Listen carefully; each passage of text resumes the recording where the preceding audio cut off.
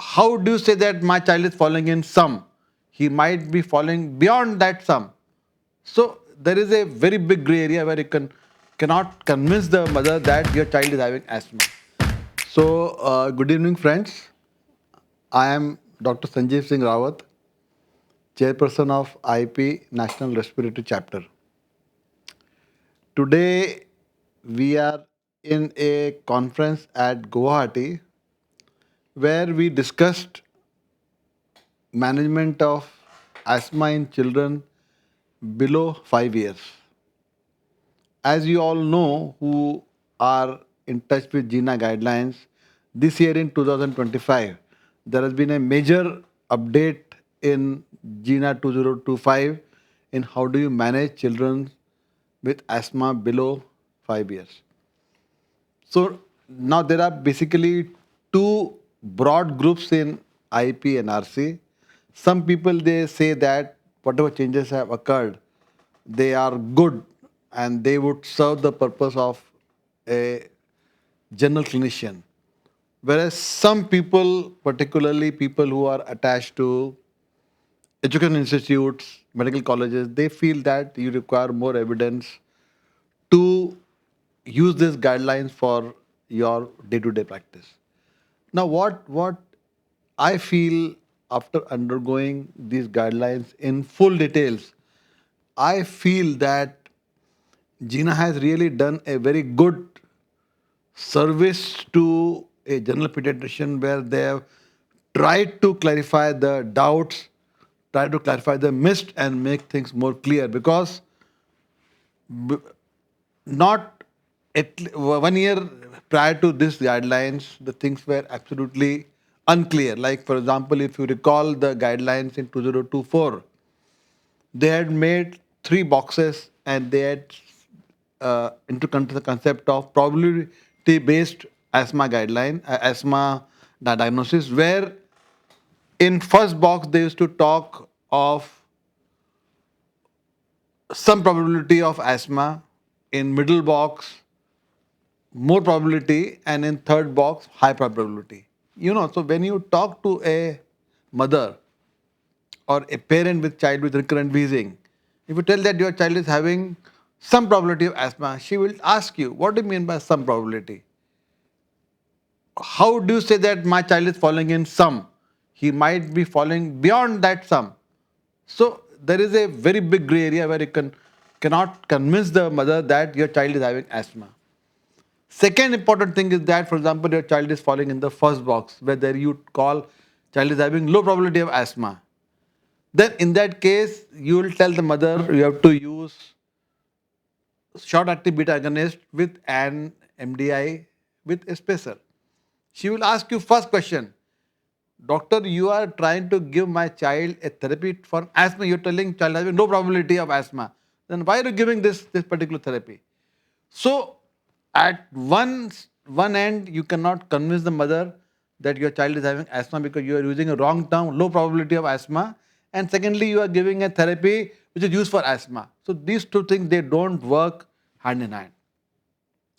Whereas in the present 2025 guidelines, it is they have made things very clear. There are two types of diagnosis. Asthma is there, asthma is not there. If they have devised three criteria, if three criteria are there, asthma is there, no doubt, chapter is closed. You tell the parents your child is having asthma. In case you are going to manage on step 1, he will be on SOS therapy with salbutamol. In step 2, you will use ICS as a maintenance therapy. If he is in no asthma, very clear, you will tell the parent your child doesn't have asthma. I like to follow the child and I like to see for some more time whether he gets some qualifiers for asthma or not. So I think things have been made more easier for a pediatrician, easier for the parents, easier for doctor to counsel the parents. Yes, child is having asthma, not having asthma, easy having asthma, start the therapy of asthma, not having asthma, definitely the things can be different. So I think the things are more clarified in 2025. And then secondly, what I feel that lot of people they're asking regarding evidence. Like for example, for things which are very obvious, like for example, if I say that sun rises from east, you will say what is the evidence? There is no need evidence. It is absolutely obvious. Same way, recurrent wheezer. Since ages in asthma, if you see more than 3 episodes, they are qualified for starting a long-term ICS therapy, a maintenance therapy. So ERS guidelines in 2025, which have come recently, they are indicating that more than 2 episodes of wheezing, you can start them on long-term controller. So there is an evidence that more than 2 wheeze in a year that qualifies for ICS therapy. If you give ICS therapy, it is asthma. Why do you give ICS therapy in a child with not having asthma? So there is an evidence that more than 2 Vs in a year, it qualifies for the treatment for asthma, and definitely there is an evidence. ERS guideline 2024 they are indicating. Second probability, second condition, no alternative diagnosis. So it is obvious. Whenever you diagnose asthma below 5 years, first thing you tell that rule out alternate diagnosis. So you don't need an evidence. For example, if there is evidence of suppuration, if there is evidence of clubbing or evidence of say growth failure, why will you diagnose asthma in that child? So absence of alternate diagnosis doesn't need any evidence. It is absolutely clear. And third, response to therapy with asthma treatment. Again, it is absolutely clear. We have been teaching so often that if a child responds to bronchodilator, that is one of the qualifier for asthma. So what evidence do you need? Like for example, if you are going to treat diabetes by insulin and your sugar comes down, what evidence do you need? You're given insulin, that sugar comes down, that is an anti-diabetic drug. Similarly, if you are using salbutamol for a child with wheezing and he responds well, that is a qualifier that child can have asthma. So what evidence do you need? So out of 3 criteria, for first you need evidence, and there is evidence in form of ERS guideline. Second, no evidence is needed. Third, no evidence is needed. So these 3 guidelines, what they mentioned in 2025, they are enough to qualify a child with asthma. If 3 criteria are met, confidently you can tell child is having asthma, convince the parents, counsel them, start the treatment, and I feel the thing would be very, very easier. So, friends, I think I'll request all pediatricians and all pulmonologists to again see these guidelines more closely. They have been very well crafted and they have made life more easier. And let us hope that by using these guidelines, our management of children below 5 with recurrent wheezing would be more easier, and it will be more satisfying to both doctor as well as to the parents. Thank you very much. So there is a debate regarding the suspect word, which has been even taken out from tuberculosis. Why is it still inserted here? Is there a difference between tuberculosis and asthma in its presentation? Yes, actually you cannot equate these two but diseases, because tuberculosis is an infection.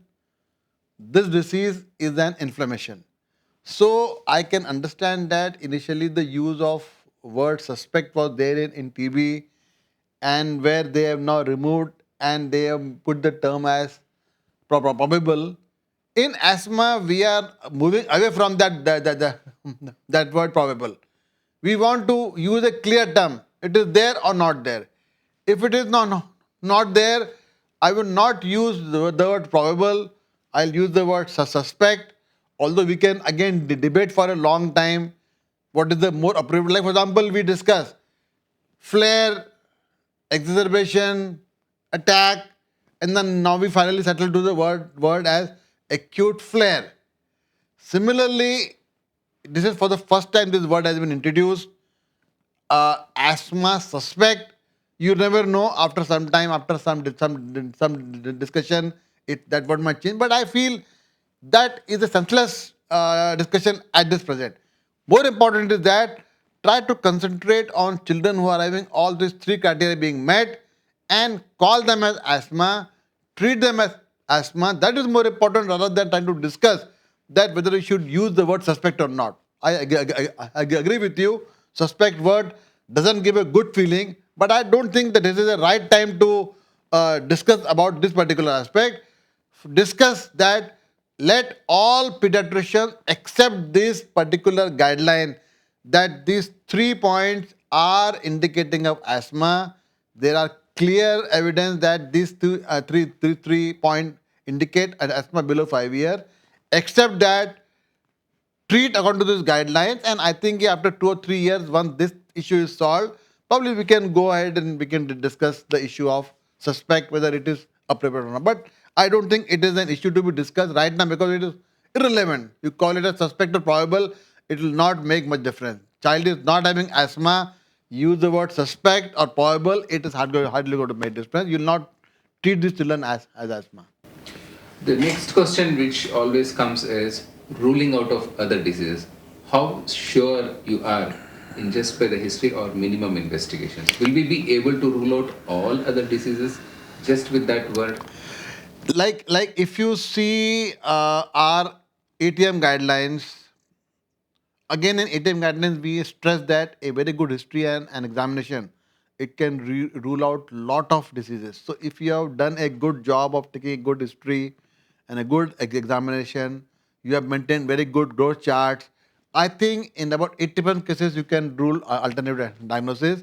But where you need to prove, like for example, you suspect cystic fibrosis or you suspect primary ciliary dyskinesia, definitely you have to do some tests.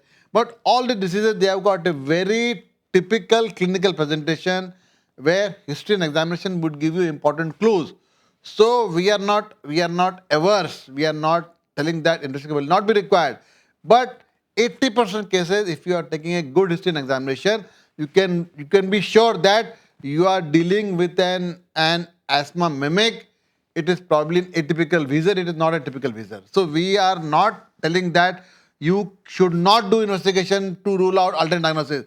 You have to do it because in case you have to prove whether it is from PCD, you have to do studies to confirm that the cilia are abnormal. So definitely you have to do it, but bulk of confidence would be attained by a good history and a very meticulous examination. Thank you. Thank you so much. Thank you very much.